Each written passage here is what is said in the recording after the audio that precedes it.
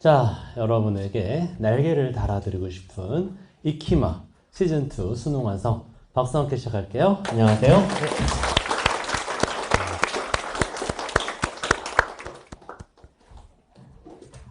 자, 우리 이키마 강의에 대해 간단하게 OT 하고 시작하도록 하겠습니다.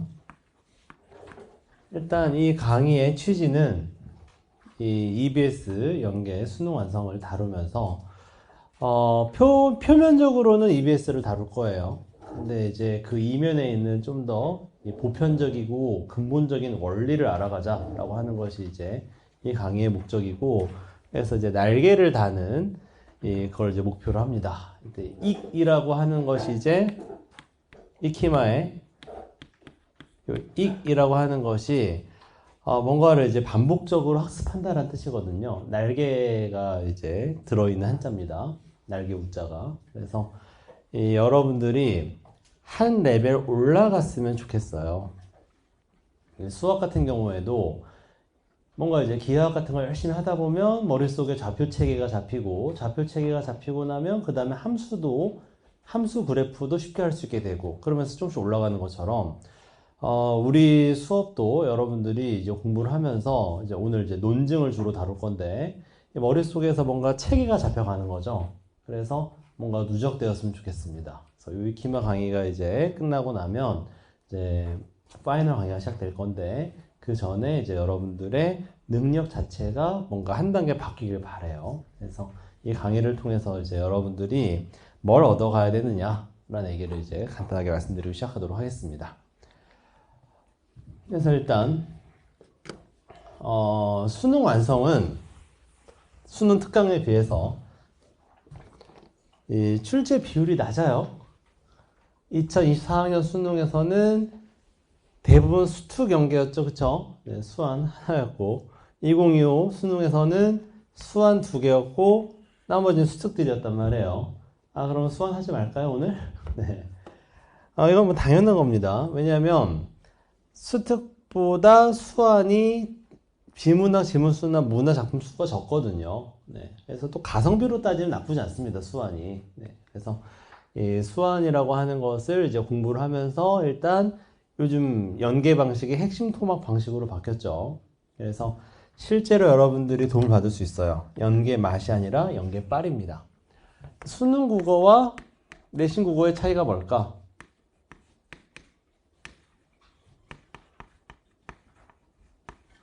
분명히 다른 점이 있단 말이에요. 뭐 사람마다 생각이 다르겠습니다만 저는 보편성의 차이라고 생각합니다. 수능 국어에서 배운 내용들은 이 리트나 PSAT에서도 쓸 수 있는 것들이에요. 참고로 지금 이 순간 막 리트 시험이 시작됐을 겁니다. 서울대 학생들 5,000명 중에서 2,000명 정도가 지금 시험 보고 있어요. 문과 학생들에게 이제 지금 3대 시험이 있는데 리트, 피셋, 피셋은 행정고시를 말합니다. 그리고 이제 C파예요. C파는 이 회계사 시험을 말합니다. 근데 애들은 다 이제 또 비문학으로 이루어져 있고, 리트랑 피셋 같은 경우에는. 그리고 보편적이에요. 뭐가 보편적이냐? 여기서 다룬 내용들은 예를 들어 오늘 니코드 조건 같은 걸 배울 건데 나중에 외국 가서 공부하더라도 다 써먹을 수 있는 것들입니다. 반면에 이제 이 내신 국어가 다 그렇다는 건 아니지만 내신 국어 같은 경우에는 어떤 거는 또 이제 학교마다 다른 것들이 있잖아요, 그렇죠? 또는 이제 선생님마다 다른 것도 있고, 그래서 보편적이진 않을 수 있어요. 나중에 여러분이 대학교 가서 써먹을 수 있느냐라고 했을 때 그렇지 못한 것들도 있단 말이에요. 특수한 형태의 지식들. 그래서 저는 수능 국어의 장점은 그거로 생각합니다. 보편성. 근데 이제 단점은 너무 보편적이다 보니까 시험 범위가 명확하지 않다는 거죠. 그래서 학생들이 너무 괴로워했어요. 30년 동안 시험 범위가 명확하지 않아서. 그래서 이렇게 토막 연계 방식이 나온 겁니다. 그냥 연계만만 보여주는 것이 아니라 실제로 핵심 토막을 그대로 연계해 주는 거죠. EBS 공부하니까 도움이 된다, 이런 식으로. 근데 그거에만 너무 집중하다 보면 강사가 막 이 연계 적중했어 막 이러고 막 그렇게 너무 연계에만 집중하다 보면 학생들도 그렇게 유도가 되고, 그런 본질을 놓칠 수 있을 것 같아요. 그래서 우리가 여기에 모여가지고 이렇게 공부 열심히 하는 이유는 단순하게 이 연계만을 위해서 하는 건 아닙니다. 그래서 아까 말씀드렸던 것처럼 수특이 수험보다 훨씬 더 지문수나 작품수가 많아요. 그렇기 때문에 수능에서도 당연히 수특의 비율이 높은 건 사실입니다. 근데 수화는 상대적으로 말하면 상대 적은 작품인데 많이 나오는 편이에요. 그래서 이 공부하면 좋을 것이고, 이걸 바탕으로 해서 여러분들이 얻었으면 좋겠다 싶은 건요. 그래서 우리 교재 보시면 이제 6주 동안 이렇게 하게 돼 있습니다. 그렇죠? 이 책을. 그래서 이 챕터 1은 인문 현대문화 오늘 할 거고, 챕터 2는 과학기술 고전문화, 챕터 3는 사회 현대문화. 보통 세 가지가 한 텀인 거죠. 인문, 과학, 사회, 비문학이요. 그래서 이렇게 익히마를 하고 나서 이제 7주차부터 이제 연계 모의고사, 그리고 뭐 이제 구평 이렇게 이제 이어지는 것이거든요. 그 다음에 이제 파이널 모의고사 이런 식으로요. 근데 예를 들어 이제 오늘 첫 번째 질문에 동물재판입니다. 이 동물재판이라는 요 지문은 2011학년도 리트 문제예요. 2011학년도 리트 문제는 평가원이 만들었습니다. 수능을 출제하는 평가원이. 2012학년도까지는 평가원이 출제한 것이거든요. 이 문제를 보면서 이제 여러분들이 얻어낼 수 있는 게 두 가지가 있을 거예요. 하나는 내용적으로 아리스토텔레스의 국가론과 국가기능의 정당화가 수한 8쪽에 있는데, 이게 이제 법철학의 두 가지 조류를 말하거든요. 자연법주의와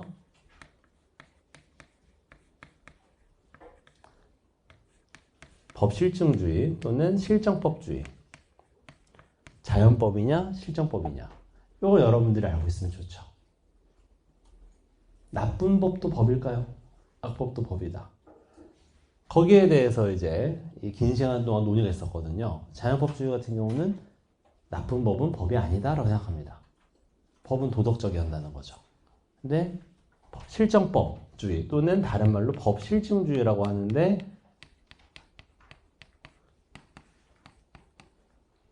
실증한단 말이 무슨 뜻이죠? 뭔가 경험적으로 관찰할 수 있는 것만 인정하겠다는 거잖아요. 그 관점에서는 경험적인 법, 즉 성문법이나 관습법만 법이기 때문에 우리에게 주어진 법을 법으로 봅니다. 악법이든 선한 법이든 다 법인 거죠. 그래서 여기서는 악법도 법이라고 봅니다. 이런 것들이 이제 내용적인 내용이에요. 내용적인 부분이에요. 그러니까 이 수능 완성 내용을 다룰 때 있어서 중요한 부분은 이제 자연법과 실정법 또는 법철학에서 자연법주의와 실정법주의 구분하는 것이 중요합니다. 근데 이건 이제 내용적인 부분이라면 이게 이제 연계 공부인 거죠. 좀 이따 더 보충하겠지만 형식적으로는 그 이상이란 말이에요. 여러분들이 단순하게 이 내용을 공부하는 것에서 끝나면 안 되고, 좀 배경 지식 공부해서 끝나면 안 되고, 그 이상의 것이 필요합니다. 논증은 어떻게 하는 것인가? 설명은 어떻게 하는 것인가? 물론 여러분들이 초등학교 6학년 때쯤 되면 주장하는 글쓰기 다 배워요. 써보기도 하고. 그게 논증이거든요. 설명하는 글쓰기는 뭐 3, 4학년 때 배웁니다. 설명문 같은 경우는. 그런데 오늘 첫 번째 문제 같이 풀어보면 정답률이 38%거든요. 대학생들이 풀었는데. 다시 돌아와서 네. 요즘 이제 문과 학생들의 3대 시험이 리트, 피스텔, CPA라는 얘기 아까 했었잖아요. 그렇죠? 네. 그리고 이제 리트 같은 게 한 2만 명 정도 시험을 보는데, 서울대 학생들 같은 경우에 이제 10% 정도를 차지하니까 2,000명 정도 지금 시험을 보거든요. 근데 그럼에도 불구하고 이제 정답률을 보면 낮아요. 그럼 왜 그럴까? 생각해보면 이제 우리가 공부를 하는 데 있어서 뭔가 축적되는 공부를 해야 되잖아요. 그러기 위해서는 뭔가 토대를 갖춰야 되거든요. 아주 기본적인 토대를 확실하게. 근데 그런 것들을 학교에서 안 가르쳐 준단 말이에요. 그래서 제가 이제 교육부 장관이 된다면 교육과정을만 뜯어고치고 싶은데, 오늘 세 번째 질문 같은 경우에는 논증을 비판하는 방법으로서 니코드 조건이라는 걸 배울 겁니다. 학교에서 배웠어야 돼요, 사실은. 왜냐면 앞으로 평생 써먹을 거거든요. 근데